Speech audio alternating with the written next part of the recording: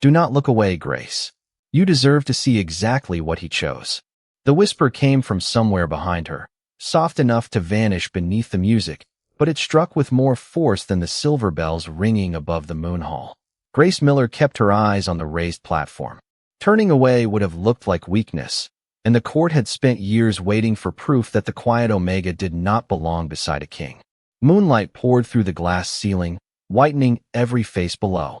Noble wolves stood shoulder to shoulder in dark formal coats and jeweled gowns, their attention fixed on Ethan Blackwood. The Alpha King wore black from collar to boots, with the narrow silver crown of his bloodline resting above his cold blue eyes.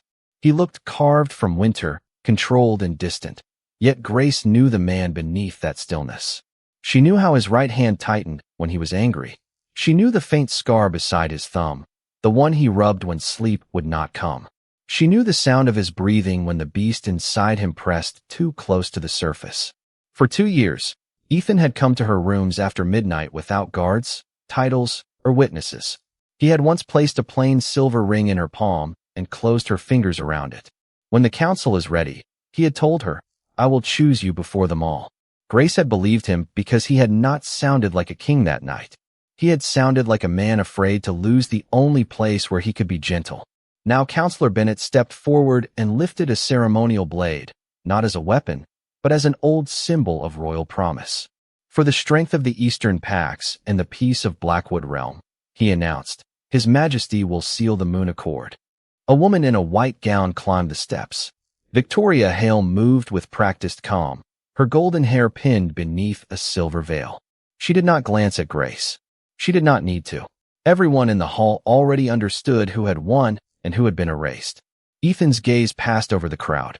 For one impossible heartbeat, it found Grace. Something changed in his face, a flicker so small no one else would have noticed. His mouth tightened. His shoulders went rigid. Grace waited for him to stop the ceremony. She waited for him to say her name. Instead, Ethan turned to Victoria. The music fell silent. He placed 2 fingers against the bare skin above her collarbone and spoke the ancient words of royal recognition. Silver light gathered beneath his hand, spreading into the shape of the Blackwood crest. The court inhaled as one body. Grace felt no dramatic break inside her, no thunder, no collapse. The pain arrived quietly. The bond beneath her ribs pulled tight, then thinned until it felt like a thread stretched across a blade. She pressed her fingertips against the ring hidden beneath her glove. Around her, people began to bow. Some smiled. Others watched her from the corners of their eyes, hungry for tears, anger, or humiliation. Grace gave them none. Ethan completed the final vow, but his voice roughened on the last word. Victoria accepted the mark. Applause rolled through the moon hall. Grace stood perfectly still while the future she had protected became another woman's public promise. Then Ethan stepped down from the platform. He moved toward Grace as if the room belonged to him and distance could still be commanded. "Grace," he said under the noise, "this is not what you think." She looked at him fully. His expression held urgency, but not regret. He expected explanation to be enough. He expected her to understand duty, politics, and the burden of a crown. More than anything, he expected her to remain where he had left her. Grace slid the silver ring from her finger. Ethan's eyes dropped to it, and for the first time that night, the Alpha King's control cracked.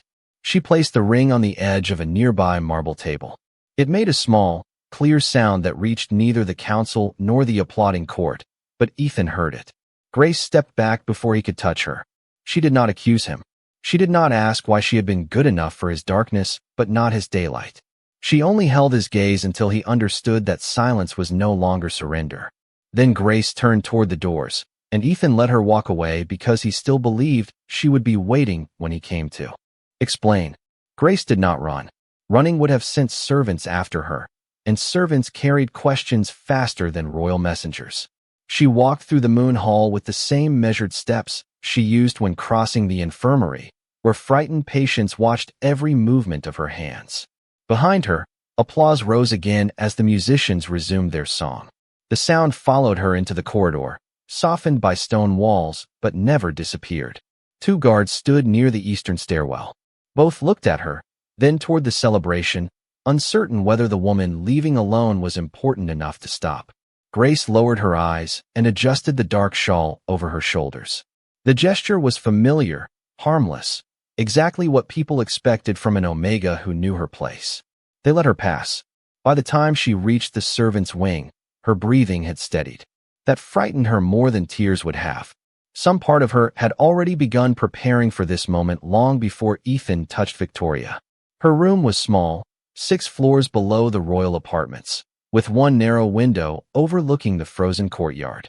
A lamp burned beside the bed. On the table sat the letter she had written 3 weeks earlier, its seal unbroken. Grace stopped when she saw it. She had given it to Counselor Bennett with instructions that it reach Ethan before the moon accord. The wax still carried the faint impression of her thumb. No royal mark crossed it. No crease showed that anyone had opened it. The council had returned it while she was at the ceremony, certain she would understand the message. Grace picked it up, then set it beside a folded map. Anger would have been easier if Ethan had read the warning and dismissed it. Instead, he had built his decision inside a silence other people had carefully maintained, and he had never noticed how convenient that silence was. A soft knock touched the door. Miss Miller. It was Clara, a young kitchen maid whose mother Grace had treated during the winter fever. The king sent for you. Grace opened the door only a few inches. Clara's cheeks were pink from climbing the stairs. Did he send a guard? Grace asked. No. His personal secretary. He said His Majesty wishes to explain before the evening feast. Before the feast. The phrase settled everything. Ethan had marked another woman before the realm, and he expected Grace to wait quietly while he completed the celebration. Tell the secretary I am resting, Grace said. Clara glanced past her at the bed. Are you ill? No. Grace gave the girl a small smile. That is why I can leave. She closed the door before kindness could become a question. From beneath the floorboard, she removed a canvas travel bag she had packed months ago. During the first week, Ethan began avoiding every conversation about their future. Into it went 2 dresses, a wool coat, healing herbs, a water flask, and the small purse holding $43 in American currency accepted by traders beyond Frostgate. She left the silver comb Ethan had given her, the blue gown chosen for royal dinners, and every object that belonged more to his secret life than to hers. The plain ring was already downstairs in the moon hall. That was enough farewell. Grace changed into brown traveling clothes and braided her hair tightly beneath a hood. Outside, the palace clock struck midnight. The ceremony would continue for hours. Wine would be poured. Speeches would praise duty, sacrifice, and peace. No one would notice one quiet woman using the laundry stairs. At the lowest landing, Grace found Mr. Harris, the elderly night porter, warming his hands over a small stove. His eyes moved to her bag. North Road, he asked. Grace had once brought him medicine when his lungs were failing. He did not ask why she was leaving. As far as it takes me, she answered. He unlocked the service gate and pressed a paper pass into her hand. The border patrol changes at 2 in the morning. Stay near the freight wagons until then. Grace swallowed. They could punish you for helping me. Then I never saw you. He opened the gate. Cold air swept into the passage, sharp with snow and pine smoke. Grace stepped into the courtyard, crossed beneath the dark windows of the palace, and joined a line of merchants preparing to leave before dawn. When the gate closed behind her, she did not look back. 3 floors above the moon hall, Ethan entered her empty room 20 minutes later and found the unopened letter waiting beside the lamp. Ethan stood in the doorway of Grace's room while the palace celebrated below him. The narrow bed was made. The lamp still burned. Nothing had been overturned, and that quiet order unsettled him more than any scene of anger could have. He had expected tears, accusations, perhaps a demand that he choose between her and the alliance. He had prepared answers for all of those things. He had not prepared for absence. His gaze moved across the room until it found the letter beside the lamp. The seal was unbroken. Grace's name appeared in her careful handwriting beneath his own. Ethan picked it up, and the paper felt strangely heavy in his hand. Where is she? He asked. His personal secretary, Daniel Price, remained near the door. Daniel was usually calm, but now he avoided the king's eyes. The kitchen maid said Miss Miller was resting. She is not here. Ethan opened the wardrobe. 2 empty hangers shifted against the wooden rail. The blue formal gown remained, along with the silver comb and every gift that carried his crest. Her plain clothes were gone. So was the canvas medical bag she took whenever she traveled beyond the city. A cold pressure gathered beneath his ribs. "Check the infirmary," he ordered. "Then the chapel, the library, and the western garden." Daniel hesitated. "Your Majesty, the feast has begun. Lady Victoria and the Eastern delegates are waiting for your return." Ethan turned slowly. The look on his face erased whatever else Daniel had intended to say. "Find Grace." Daniel bowed and left. Ethan broke the seal on the letter. The first line stopped him. "I am writing because speaking to you has become impossible." He read on while music drifted faintly through the floor. Grace described the bond between them as something living that had weakened each time he denied her place beside him. She did not accuse him of lacking affection. That would have been easier to reject. Instead, she named the smaller choices he had treated as necessary. Entering rooms separately, removing her from official dinners, allowing the council to call her a temporary companion, asking her to wait until politics became convenient. Near the end, one sentence had been underlined. "I cannot keep becoming invisible so you can remain comfortable." Ethan lowered the letter. The room seemed smaller than before. He remembered placing the ring in her hand. He remembered promising that secrecy was temporary. He had believed it when he said it.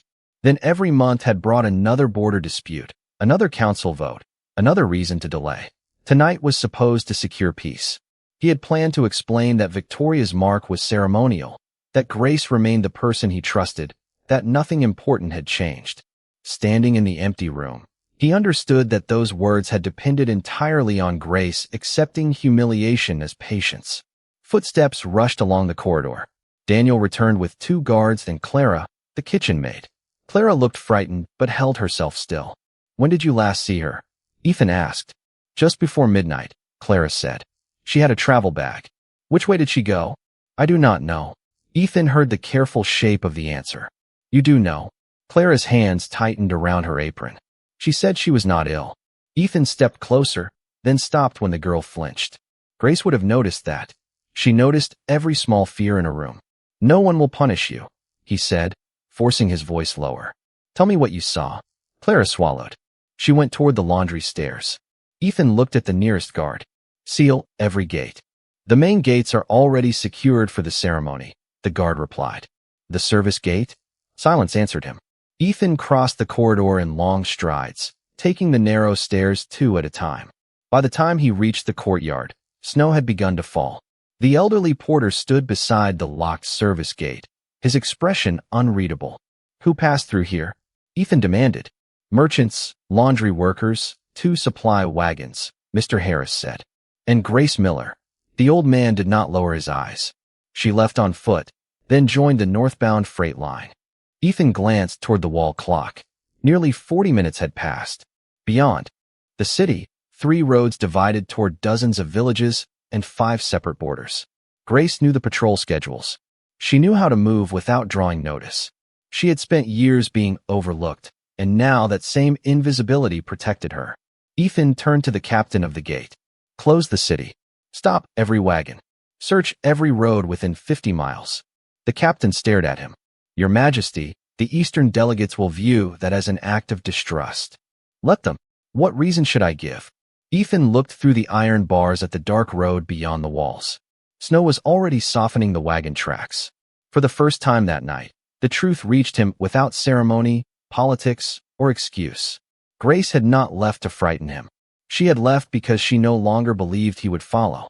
"Tell them the king has lost someone," Ethan said, "and no one leaves Blackwood until I find her." By sunrise, Blackwood City had become a cage. Iron gates stood closed beneath a gray sky. Freight wagons lined the northern road, and royal guards moved from cart to cart, while merchants shouted about spoiled food and missed deliveries. Ethan watched from the gatehouse balcony as the search widened across the city. Every order he gave traveled faster than the snow, yet Grace remained beyond his reach. Captain Mason approached with a ledger tucked beneath his arm. "We have checked every inn, stable, boarding house, and public carriage station within the walls," he reported. "No one matching Miss Miller's description has been found." Ethan looked toward the road where hoofprints crossed and vanished beneath new snow. Then she passed the outer checkpoint before it closed. Possibly. The night patrol recorded 12 wagons heading north, 6 heading west, and 4 toward the river settlements. Search all of them. Mason's jaw tightened. We already stopped the northern line. The drivers are angry. 2 carry medicine for Ash Creek, and 1 has heating coal for the orphan home outside Millstone. Ethan turned. Then inspect them quickly and let them continue. Your first order was that no one leave. My first order was made 40 minutes after Grace did. The captain lowered his gaze, understanding the rebuke. Ethan looked back at the road. He had used command as if authority could reverse time. Instead, the city was filling with fear while Grace gained distance. Below, a woman holding a bundled child argued with a guard beside a covered wagon. The child coughed into her shoulder. Ethan remembered Grace kneeling in the winter infirmary, sleeves rolled above her wrists, refusing rest until every fevered child had medicine. If she saw what his search was doing, she would not call it devotion. She would call it harm. Release the medical wagons, he said, and the coal shipment. Record every passenger, but do not delay supplies again. Mason nodded and hurried away. A second officer climbed the stairs before Ethan could return inside. Your Majesty, we found someone who saw her. Ethan descended so quickly that the officer nearly stepped aside too late. In a small customs room below the gatehouse, a freight driver named Samuel Cole stood twisting his cap between rough hands. Snow melted from his coat onto the floor. You carried a woman north? Ethan asked. Samuel swallowed. I carried 7 workers, 2 traders, and a woman in a brown hood. She paid for space beside the grain sacks. Where did she leave the wagon? She did not. Not while I was driving. Then where is she? At the Pine Hollow way station, I stopped to tighten a wheel strap. When I climbed back up, she was gone. Pine Hollow lay 28 miles north, where the road divided toward 3 pack territories and the mountain route to Frostgate. Ethan felt the distance like pressure against his chest. Did she speak to anyone? Only me. She asked whether the West Trail remained open after the storm. Did you tell her? Samuel nodded reluctantly. I said the bridge near Cedar Run was closed, but travelers could cross through Red Valley if they knew the old logging path. Ethan turned to the officer. Send riders to Red Valley. Quietly. No roadblocks, no public notices. How many? 6. No banners. Samuel looked from the officer to Ethan. She did not seem dangerous. The words were careful, but they carried judgment. Ethan studied the man. She is not. Then why did the king close an entire city? Ethan had heard challenges from counselors, alphas, and foreign envoys, but none had sounded like this. Samuel was not defending Grace because of rank or bond. He was defending a tired woman who had shared a wagon in the dark. Ethan dismissed the officer with a glance, then faced the driver alone. Because I believed I could decide when she was allowed to leave. Samuel's grip loosened on his cap. And now I need to find her before the people searching for me frighten her farther away. Ethan ordered Samuel released with double payment for the delay, then returned to the palace as the first protest bells rang from the Merchants Square. Counselor Bennett waited in the entrance hall with Victoria and 3 Eastern delegates. Their formal clothes from the ceremony had been replaced by traveling coats, but Victoria's silver mark remained visible above her collar. Open the gates, Bennett said. The Eastern packs are calling this detention an insult. Ethan walked past him. The supply gates are opening. The search continues. Victoria stepped into his path. You are risking the alliance for an Omega who chose to disappear.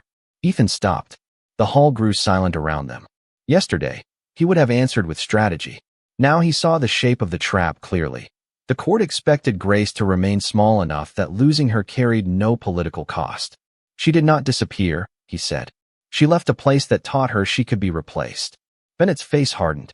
And will you tear apart every road in the realm because she refused to wait? Ethan looked toward the northern windows, where riders were already crossing the snowy hills toward Red Valley. If those roads helped me overlook her, he said, then perhaps they deserve to be opened. The letter in Ethan's hand changed the meaning of every mile Grace had put between them. He read it again in the council chamber, while morning lights spread across the long oak table, pale and unforgiving. Bennett stood at the far end with Victoria and the Eastern delegates, all waiting for Ethan to discuss trade routes, border access, and the insult caused by the closed gates. Instead, he placed Grace's letter before them. Who kept this from me? His voice was quiet, which made the room still. Bennett did not look at the paper. Private correspondence is reviewed when it concerns royal stability. This was addressed to me. It came from an Omega with no recognized court position. Ethan felt the words settle over the room. No recognized position. He had allowed that sentence to exist. He had hidden Grace from public life so thoroughly that the council could erase her without breaking a law. "Read the final page," he said. Bennett did not move. Ethan opened the letter and read aloud. "If the Moon Accord is signed, I will leave Blackwood. Not to punish you, but because I have found the records you refused to see. 42 Omegas have vanished from the Northern Territories in 3 years. They were not lost. They were removed from pack rolls, denied travel papers, and sent toward Frostgate with no protection." Victoria's expression changed first. "That is impossible," Ethan continued. "The court calls them voluntary departures. The border reports call them unregistered travelers. I met 3 survivors in the winter infirmary. They said the same thing. Someone is using royal policy to make unwanted Omegas disappear." The Eastern delegates exchanged uneasy looks. Bennett remained composed. "Miss Miller misunderstood administrative removals. Packs have authority to release dependents who refuse lawful placement." "Dependents," Ethan repeated. He turned to Daniel Price, who stood near the chamber doors. "Bring the Northern Registry." Daniel left and returned minutes later with 2 heavy volumes. Ethan opened the first to the page Grace had cited. Names had been scraped away and replaced with thin lines of black ink. Beside each alteration appeared the same authorization mark, the council seal. Until that moment, Ethan had believed Grace was running from him alone. Now he understood she had been preparing to leave before the ceremony, not because she had stopped caring, but because she had discovered a road filled with people no one intended to search for. His order to close the city had not protected her. It had repeated the same system she was escaping. "How many travel restrictions were issued this month?" he asked. Bennett's silence answered before Daniel found the number. 71, Daniel said. "Most involved Omegas without formal sponsors." Ethan looked toward the windows. His riders were already searching Red Valley, following the old logging path Grace had asked about. If she reached the northern route, she would not be alone for long. Others would be moving toward Frostgate, people with no papers, no pack protection, and every reason to fear royal banners. The search could no longer continue as a hunt. "Recall the patrols," Ethan ordered. Captain Mason, standing near the wall, frowned. "All of them, every rider carrying my crest. Send messengers ahead with new instructions. No one is to detain Grace Miller or any traveler beside her. Open the roads, restore the medical and supply routes, and remove the inspection posts north of Pine Hollow." Bennett stepped forward.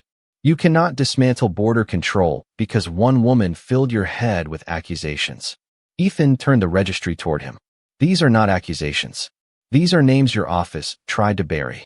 The Moon Accord requires strict population records. The Eastern Pacts will not honor an alliance built on disorder." Victoria touched the silver mark near her collarbone, then lowered her hand. "My father was told the restrictions protected vulnerable Omegas from exploitation. They protected powerful packs from responsibility," Ethan said. The truth carried a cost he could already measure. Ending the restrictions would anger the Northern Alphas. Investigating the registry would threaten half the council. Admitting Grace had been right would expose how little he had noticed while calling himself king. Yet for the first time since her departure, his goal became clear. Finding her was no longer enough. If he reached Grace while the laws that drove her away remained untouched, he would only be asking her to return to the same cage. Ethan signed an emergency order suspending every forced placement and unauthorized removal in Blackwood Realm. Then he placed the royal seal across the page. Bennett stared at it as if Ethan had broken the table between them. "You are risking the alliance, the council, and your authority." Ethan handed the order to Captain Mason. "Then let them be risked." A messenger entered carrying a strip of brown fabric found near Red Valley and a report that several unregistered travelers had crossed toward the mountain pass before dawn. Ethan recognized the cloth from Grace's traveling coat. He did not order an arrest. He ordered food, blankets, and safe passage sent north. Then he left the council chamber, not to drag Grace home, but to reach Frostgate before the kingdom she had exposed closed around her again. Grace first saw the royal supply wagons from a ridge above Red Valley. Their black covers carried the silver wolf of Blackwood, and every instinct told her to leave the trail before the riders spotted her. She guided the 4 travelers beside her behind a stand of pine trees, then watched through the branches as the wagon stopped near an abandoned logging camp. No soldiers spread into the woods. No guards called her name. Workers unloaded blankets, food, medicine, and sealed travel permits onto long wooden tables. A sign had been fixed to the nearest post in fresh black paint. Safe passage north. No sponsor required. Grace read the words twice. Beside her, an elderly Omega named Ruth pressed both hands over her mouth. Ruth had spent 3 nights hiding in a grain shed after her pack canceled her travel papers. The 2 younger women with her had been turned away from every public inn between Blackwood City and Pine Hollow. The 4th traveler, a quiet boy named Caleb, carried a small bag containing everything his mother had left him. "Is it a trap?" he asked. Grace studied the riders. Their banners had been rolled and tied beneath their saddles. Their weapons remained secured. One officer placed a box of medicine near the tables, then withdrew his men several hundred feet down the road. That distance was deliberate. Someone had ordered them not to frighten the people they were helping.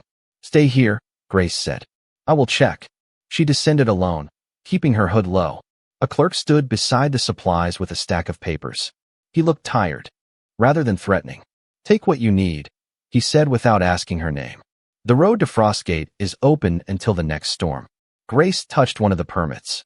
The royal seal had been pressed across a new declaration suspending forced placement and travel restrictions throughout the realm. Ethan's signature appeared at the bottom. She knew the strong downward stroke of the final letter. She had watched him sign pardons, trade agreements, and orders that moved hundreds of people with one line of ink. This was the first time she had seen him use that power to release people instead of control them. "Why was this issued?" she asked. The clerk glanced at her hood, perhaps recognizing her voice, but he did not expose her. "The king opened the Northern Registry this morning. He found names removed under council authority." Grace felt the air leave her lungs. Ethan had read the letter. More importantly, he had acted on it. What happened to the council? Councillor Bennett called the order unlawful. 3 Northern Alphas refused to recognize it. The Eastern delegates left the capital before noon. The clerk lowered his voice. "There are rumors the moon accord may collapse." Grace looked toward Ruth and the others waiting among the trees. The decree had already changed their path, but its cost was spreading outward. Ethan had chosen too late, and now the entire realm would test whether his choice could survive consequence. She gathered food, bandages, and 4 permits, then carried them uphill. Ruth cried when Grace placed the paper in her hands. Caleb stared at the royal seal as though it might disappear. "Does this mean no one can send us back?" he asked.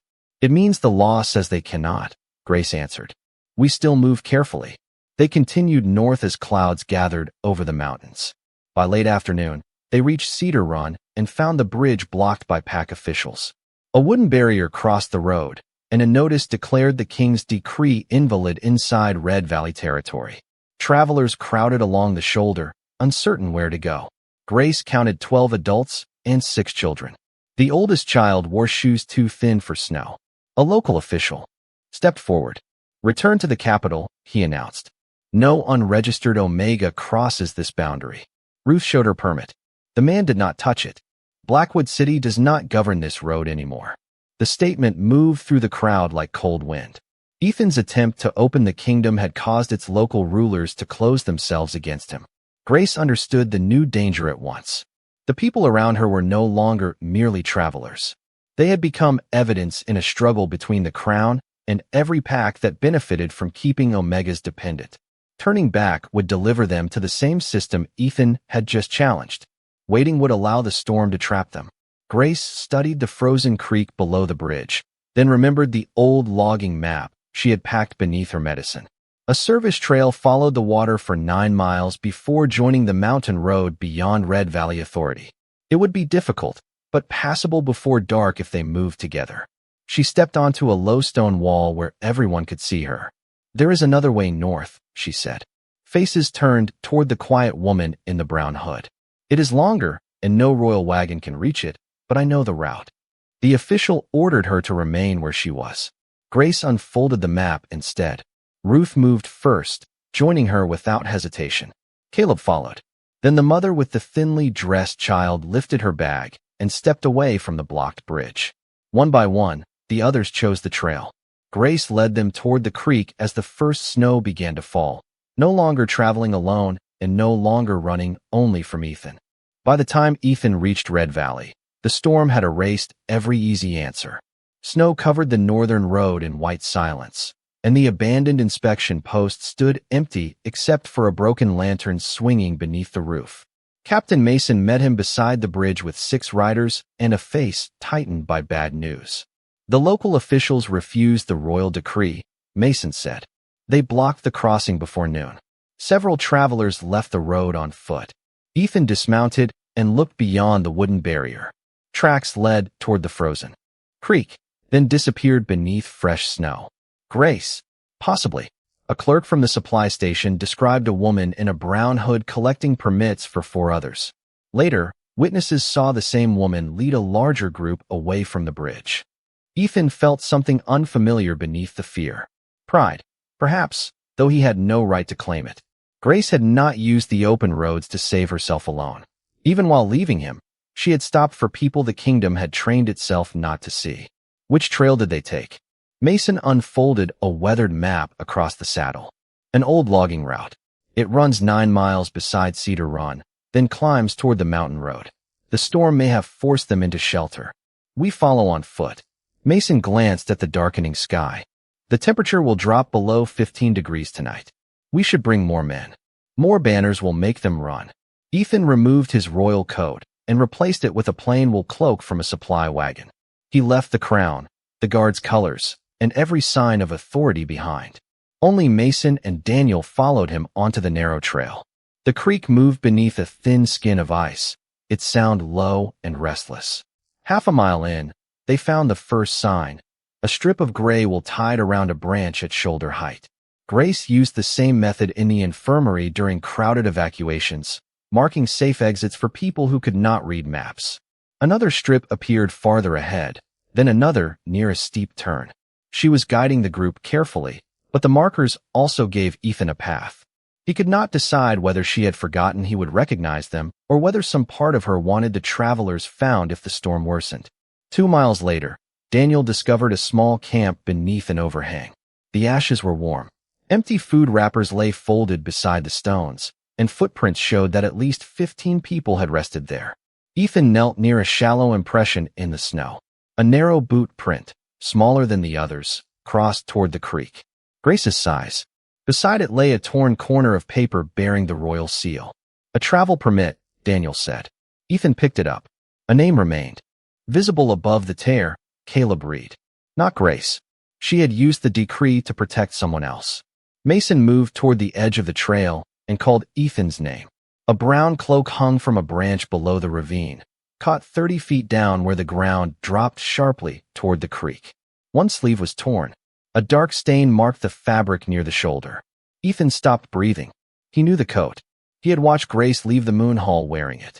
Before Mason could reach for a rope, Ethan was already descending the narrow slope, gripping roots and frozen stones for balance.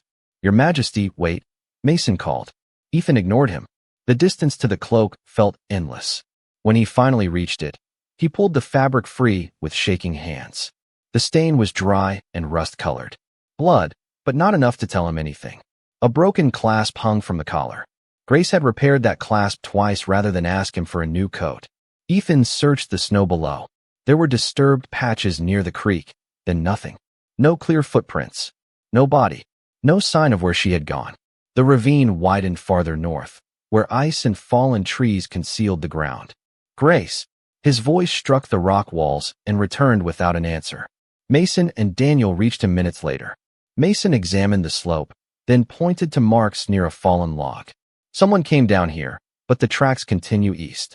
At least 3 people." Then she walked away. Maybe. Mason's caution cut deeper than certainty. Ethan looked at the blood on the cloak and understood that the search had changed again. Until that moment, he had been chasing Grace because he feared losing his chance to repair what he had broken.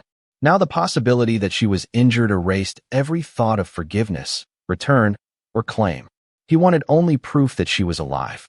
Above them, a distant howl carried through the storm, answered by another from the ridge.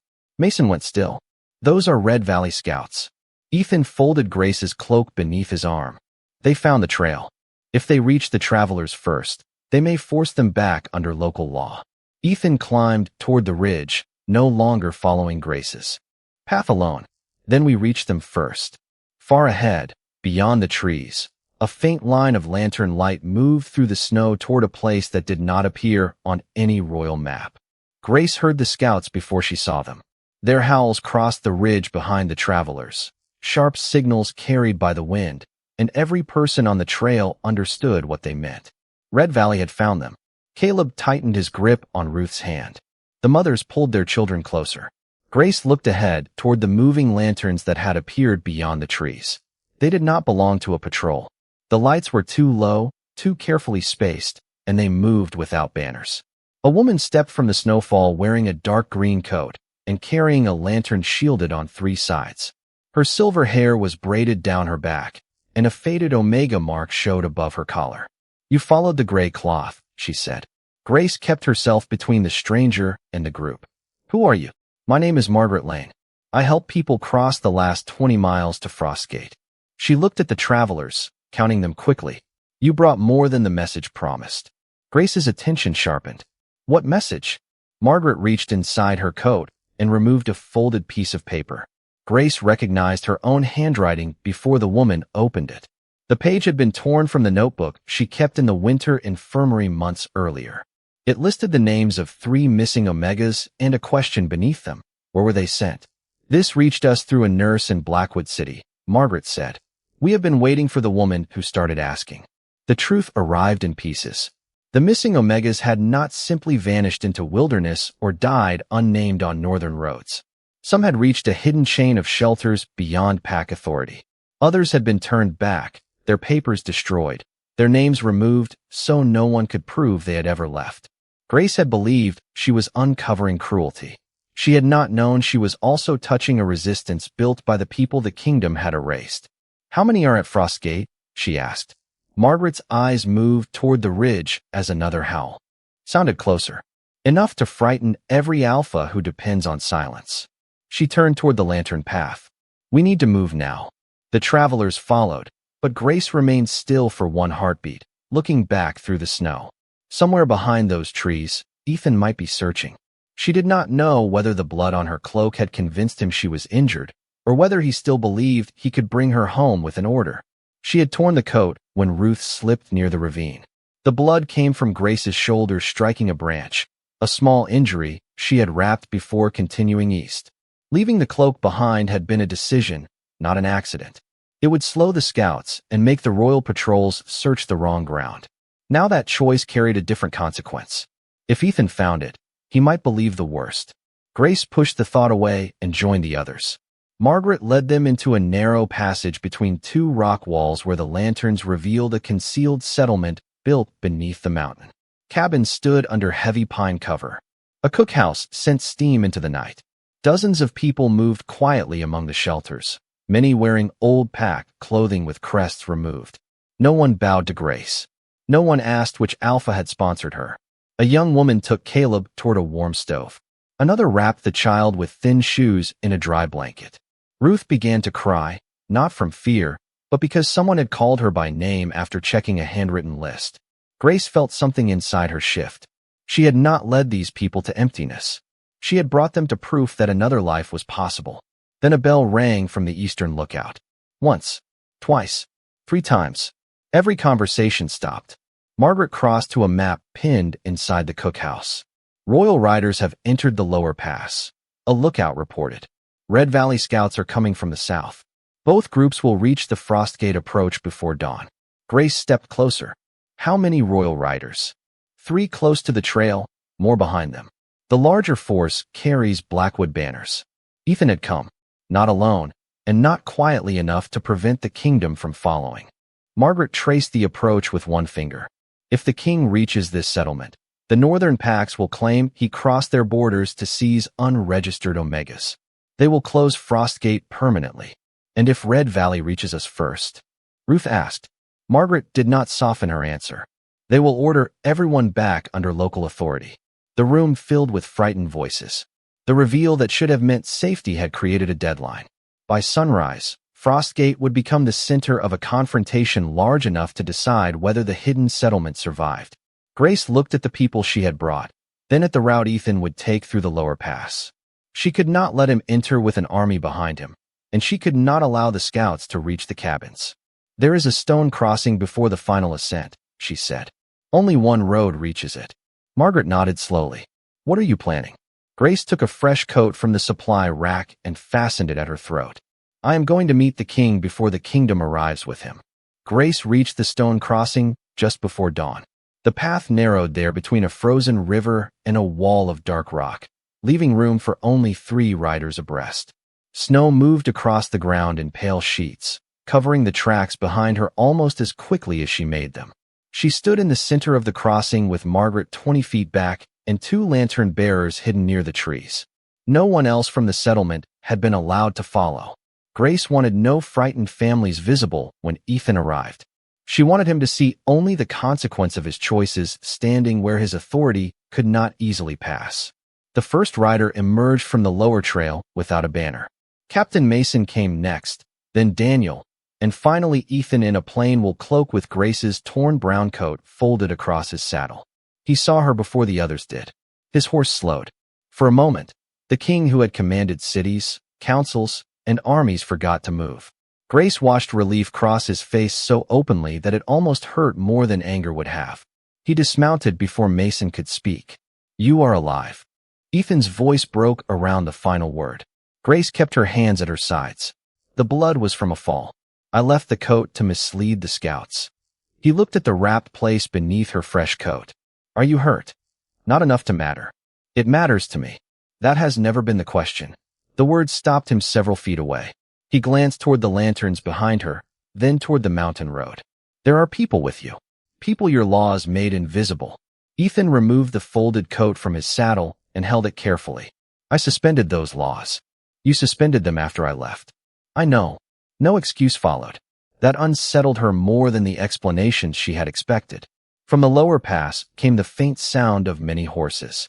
Ethan heard it too. His expression hardened, not at Grace, but at the approaching force.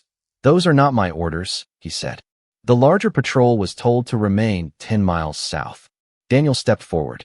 "Your Majesty, the council may have redirected them after we left Red Valley." Grace looked at Ethan. "Then your kingdom is arriving without your permission." "It appears so." Another sound came from the southern ridge, bells used by Red Valley officials when closing a road. 2 authorities were moving toward the same narrow crossing, each prepared to claim the people beyond it. Margaret stepped from the trees. "If either force reaches Frostgate, the settlement will be exposed." Ethan studied her. "How many people are there?" Enough that the answer would become a weapon in the wrong hands. He accepted that without demanding more. Grace noticed. It was a small change, but a real one. "Turn your riders around," she said. "Tell the patrol to leave. They may not obey a messenger before they see me. Then meet them south of here." Ethan looked past her toward the hidden road. "And leave you between Red Valley and the council's men? You do not get to protect me by taking control again." Snow gathered on his shoulders. He lowered his gaze to the coat in his hands, then placed it over the saddle. "What do you want me to do?" The question entered the silence between them. Grace had waited years to hear it, but now it was not enough by itself. "Stop treating this as a search for one woman," she said. "The people beyond Frostgate need recognition, not rescue. They need their names restored, their travel rights protected, and every official who removed them from the records held accountable." Ethan nodded once. "I opened the registry. Bennett authorized the removals under council seal." Margaret's face sharpened. "Bennett is not the only one." She handed Grace a narrow ledger wrapped in oilcloth. "This contains payments from 6 northern packs to council agents. We recovered it from a clerk who crossed last month." Grace opened the first page. Dates, names, and amounts filled the columns. The scheme reached farther than she had imagined. Some payments corresponded to the very years Ethan had signed expansions of pack authority. Ethan read over her shoulder, but did not reach for the ledger. "This can bring down the council," he said. "It can also divide the realm," Grace answered. "If the wrong person controls the story, the missing omegas become an excuse for war." Hoofbeats grew louder from both directions. The crossing had minutes before it became a trap. Ethan turned to Mason. Ride south. Tell every Blackwood soldier to stop at the river marker. No one crosses under royal authority. Mason hesitated. And if the council commander refuses?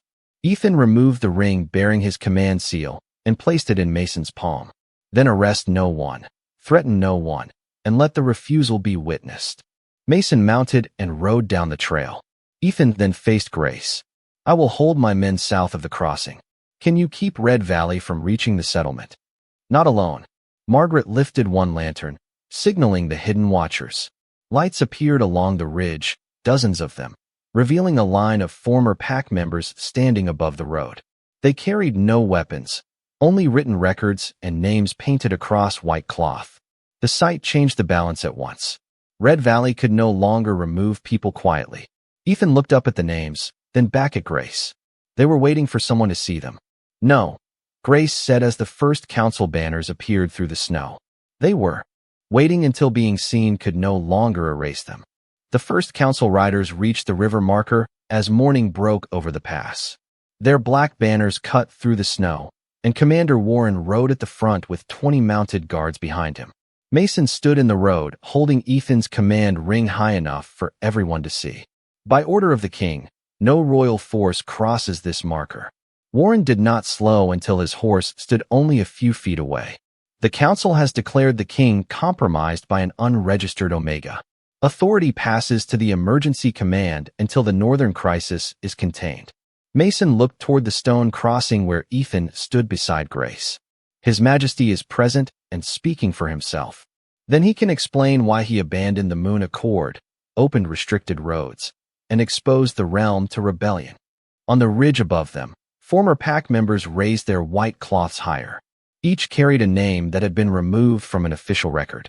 The wind stretched the fabric until the mountains seemed lined with witnesses.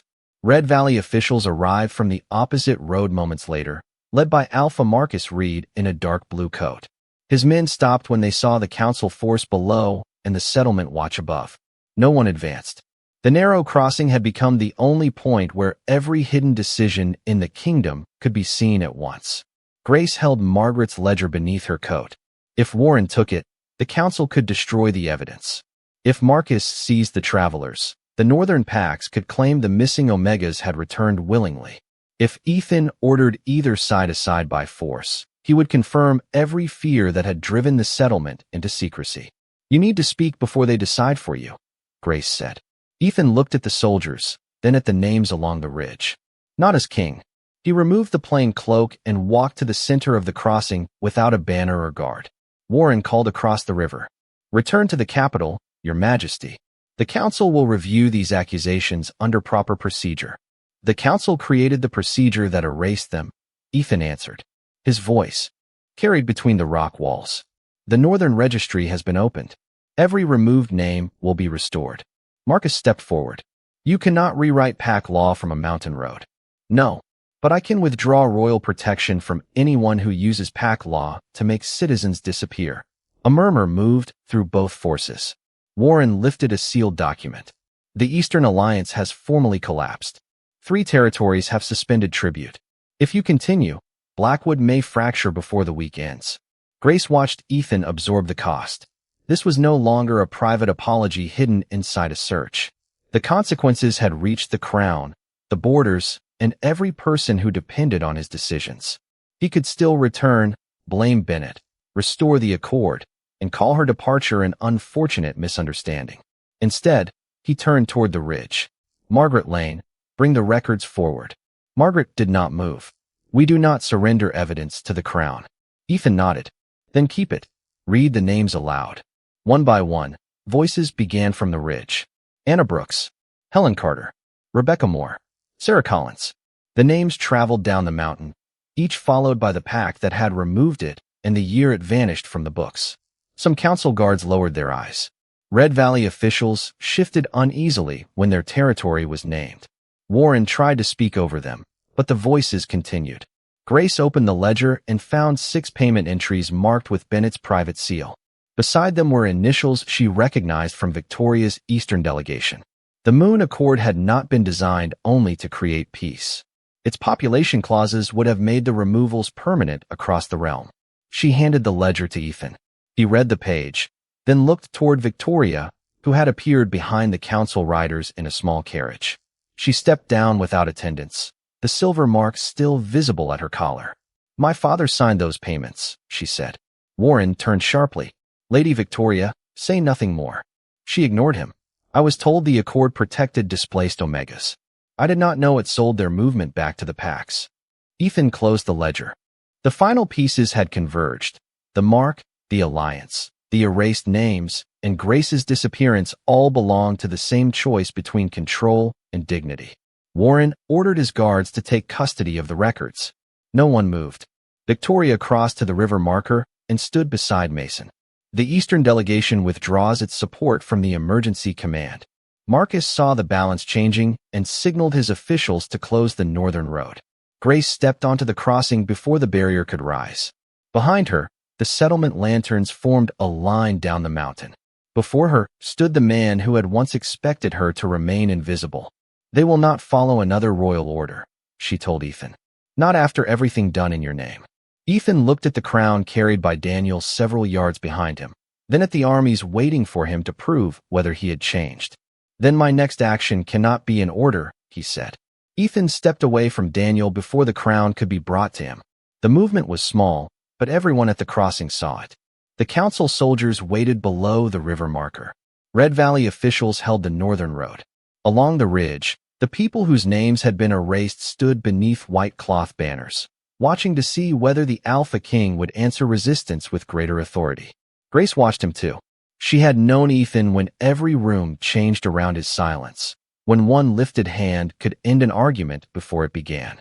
Now no order could repair what obedience had helped destroy. Warren raised the emergency decree again. "Your Majesty, return to the capital. The council will preserve the throne until your judgment is restored." Ethan faced him across the snow. "My judgment was clear when I signed the laws you used. That is the problem." A restless sound moved through the soldiers. Warren lowered the document slightly. Ethan continued before anyone could interrupt. "I chose stability without asking who paid for it. I accepted records without reading the names removed from them. I marked an alliance before the realm and expected the woman I had hidden to understand why duty mattered more than her. Dignity." His gaze found Grace. He did not ask her to forgive the confession. He let it stand as fact.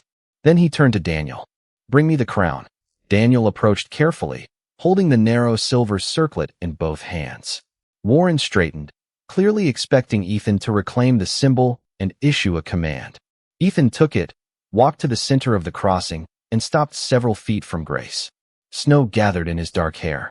"Every road behind me was built to carry my word farther than the truth," he said. "So I will not use the throne to decide what happens here." He lowered himself onto one knee. A sharp breath passed through the crowd. Grace did not move. Ethan placed the crown on the stone between them, closer to her boots than to his own. "No soldier crosses this river because I demand it. No person beyond Frostgate returns because I claim authority over them. The settlement chooses whether I enter, whether investigators enter, and whether Blackwood receives copies of its records." Warren's face tightened. "You cannot surrender royal jurisdiction to fugitives." Ethan looked over his shoulder. "They are citizens whose government erased them. The crown is the government. Then the crown will answer for what it permitted." He removed the command chain from beneath his collar and set it beside the crown. Its silver medallion carried the same crest that had appeared on Victoria during the ceremony. Grace felt the memory pull at the bond beneath her ribs, but Ethan did not touch the mark or pretend a symbol could be undone by regret. "The Moon Accord is dissolved," he said. "Not because Victoria failed, and not because Grace left, but because I used a public promise to hide a private betrayal and signed an agreement built on stolen freedom." Warren lifted his hand toward the soldiers. "Advance and secure the records." Ethan rose, not as a king reclaiming command, but as the man standing between the council and the crossing. "Any soldier who follows that instruction acts without my authority. You may remain where you are, return home, or stand witness. Those are your choices." No one advanced. Mason was the first to remove the silver wolf badge from his coat and place it on the river marker. Daniel followed. Then one guard behind Warren lowered his banner. Another did the same. The decision moved through the line without shouting, each person choosing not to become the force that closed the road. Warren looked toward Marcus for support, but the Red Valley Alpha now faced the names displayed above his own territory. He could block the path, yet doing so before witnesses would confirm every entry in Margaret's ledger. Grace understood that Ethan had not defeated either side. He had removed the shield that allowed them to act in his name. The remaining choice belonged to her. She walked toward the crown until only the silver circlet separated them. "If I tell you to leave," she said, "will you go?" Ethan's face tightened, but he answered without delay. "Yes. If Frostgate refuses your investigators, I will receive testimony wherever they choose to give it. If restoring every name costs you the throne." He glanced once at the crown near her feet. Then the throne was never mine to keep at their expense. Grace looked beyond him at the soldiers who had stopped, the officials who could no longer hide behind royal command, and the people on the ridge waiting for her decision. She bent, picked up the crown, and Ethan's breath caught. She did not return it to his head. She carried it to the river marker and placed it where both armies could see it resting beneath the list of erased names. "The road stays open," she said. "The witnesses come first. You enter Frostgate last, without guards, after every traveler who wishes to cross has crossed." Ethan bowed his head. "Agreed." Grace signaled Margaret. The lanterns began moving down the mountain, not toward battle, but toward the open road. Families emerged from the hidden path and crossed the stone bridge while soldiers stood aside. Ethan remained at the southern edge exactly where Grace had placed him. He had found her at last, yet the first proof of his change was that he did not follow when she turned and walked north beside her people. By noon, the last family had crossed the stone bridge, and Ethan entered Frostgate alone. He carried no crown, no command, chain, and no guard at his back. Margaret met him at the edge of the settlement with Grace beside her and a ledger under one arm. No one bowed. No one welcomed him. Ethan accepted both facts without hesitation. "You will speak to witnesses only in the meeting house," Margaret said. "Names will be recorded twice. One copy stays here. One goes south with a courier chosen by us." "Agreed." "No royal clerk questions a child without a guardian present." "Agreed." "No pack may reclaim anyone while testimony is being reviewed." Ethan looked toward the cabins where travelers warmed themselves beside open stoves. "I will sign that before the first interview." Margaret studied him, as if waiting for the condition hidden behind his cooperation. None came. She led them into a timber building where 6 long tables had been arranged beneath plain lanterns. Grace placed the first registry on the center table. The page listed people removed from Blackwood records, but the empty spaces beside their names now waited for their own words. Ethan sat at the far end, not at the head. The first witness was Ruth. Her hands trembled as she described the order that canceled her papers after she refused a forced placement. Ethan did not interrupt. He asked who signed the order, which office delivered it, and what property had been taken from her. When Ruth finished, he wrote restitution beneath her statement and signed his name without a royal seal. The second witness named Red Valley. The third named an Eastern official connected to Victoria's father. By sunset, the evidence no longer pointed toward one corrupt counselor. It revealed a system carried by pack leaders, border clerks, and court officers who had benefited from Ethan's willingness to treat Omega Movement as an administrative concern. The consequence reached him with every page. Removing Bennett would not be enough. Dissolving the Moon Accord would not restore homes, wages, or years taken from the people before him. During a brief pause, Daniel arrived on foot with messages from the capital. He stopped outside the meeting house until Margaret allowed him inside. "Counselor Bennett has called an emergency session," Daniel said. "He claims your authority ended when you placed the crown at the river marker. Several nobles support him. The Treasury has frozen funds assigned to the Northern Relief Order." Ethan read the message, then handed it to Grace. "If you return now," she said, "they will say Frostgate manipulated you. If I stay, they will use the Treasury to starve the decree." Grace looked toward the tables. Witnesses were still waiting. Leaving would risk the work. Staying would give Bennett time to take control. Ethan could not solve both problems through command, because the authority needed to enforce his orders was exactly what the council disputed. "There is another way," Grace said. She opened Margaret's ledger to the payment records. Publish everything before Bennett frames this as a private scandal. Names, dates, offices, and the laws that allowed it. Let each territory see what was done in its own records. Daniel shook his head. The court printers answer to the council. Then do not use the court printers, Grace replied. Every pack has market boards, churches, union halls, and local papers. Send verified copies through civilian routes. Ethan understood the risk. Once released, the evidence could not be controlled by Crown or Council. It would also expose decrees bearing his signature. My name remains on several authorizations, he said. Then leave it there, Grace answered. Truth that protects you first will protect no one else. Ethan met her eyes. This was the choice the old version of him would have delayed, edited, or buried beneath procedure. He turned to Daniel. Make 12 copies here. Margaret chooses the couriers. No royal summary. Every page goes out complete. Daniel nodded and began organizing paper. Margaret assigned witnesses to verify each copy. The settlement changed from refuge to public record office within minutes. People who had arrived without legal names now checked spellings, dates, and packed seals before the documents left Frostgate. Ethan returned to the testimony table. Near midnight, a messenger brought word that Bennett had ordered the palace gates closed and declared the northern evidence fraudulent. Ethan read the notice aloud so every witness heard the challenge. Then he signed a second document transferring emergency relief funds from the royal household accounts, including the sale of ceremonial property, until the treasury reopened. That will not cover everyone, Grace said. No, Ethan answered. But it begins before I know whether I keep the palace. The first couriers departed before dawn. Grace watched them carry the records south beneath sealed canvas covers. Ethan had not asked her to return, and she had not offered. Yet when the final witness grew too tired to continue, Ethan closed the ledger and asked when the work would resume instead of declaring it finished. Grace gave him a time. 7 a.m. He stood. I will be here. She believed him enough to leave his name on the schedule. 7 weeks later, Grace returned to Blackwood City through the same service gate she had used to leave. The iron hinges had been repaired, but Mr. Harris still kept the night watch beside his small stove. When he saw her, he rose slowly and opened the gate without asking whether she had come to stay. Grace carried no travel bag this time. Under one arm, she held the final Frostgate registry, now filled with restored names, sworn testimony, and signed restitution orders. By sunrise, copies would reach every territory in the realm. Bennett had resigned before the public hearing, but resignation had not erased responsibility.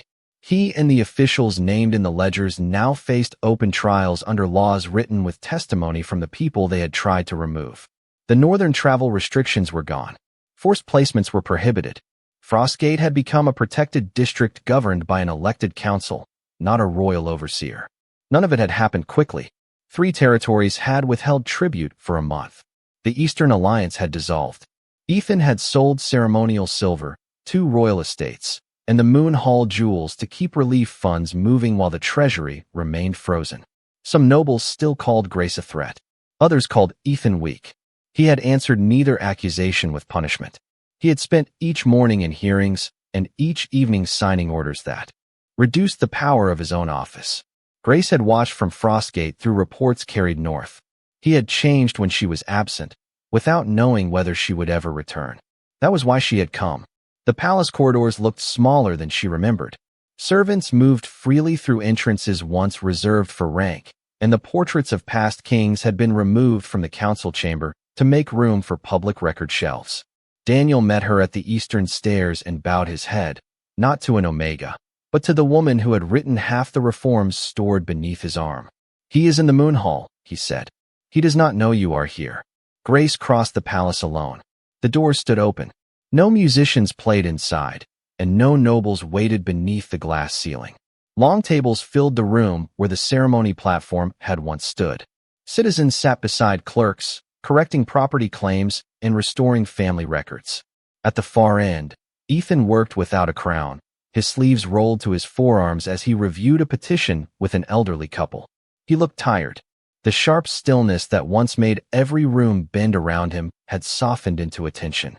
He listened until the couple finished, signed the page, and thanked them for coming. Only then did he see Grace. The pen stopped in his hand. No one else noticed at first. Ethan rose, but he did not cross the room. He waited.